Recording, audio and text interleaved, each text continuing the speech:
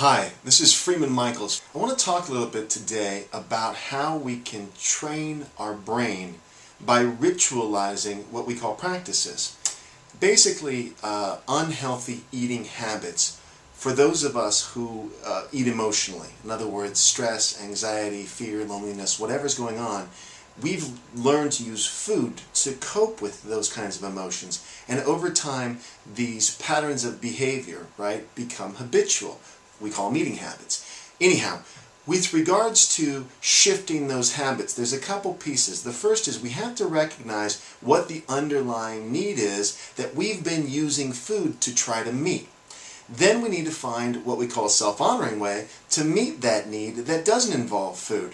Then we need to practice that new behavior, practice it in a way that we do it consistently over a period of 21 to 30 days. Now the 21 to 30 days is what behavioral psychologists recognize is the time it takes for the neural pathways in our brains to organize. The example I give is if we just set an alarm clock, let's say for 6 a.m., when normally we wake up at 7.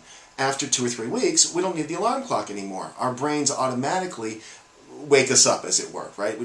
Sort of an internal alarm sounds. It's a new habit. And what we've done is we've basically trained our brain. That's what we do in the weight release program. We practice these new habits as self-honoring ways to meet our needs. Over time, they replace the old pattern.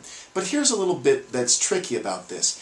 I describe it as being like a new road, right? And it's a new road that we built almost parallel to the old road. And it's very easy to default to the old habit. I give the example of walking every morning. I walk every morning. But if I get sick for 3 or 4 days, I find often it's challenging to sort of get back on track, get back on that practice, that self-honoring practice.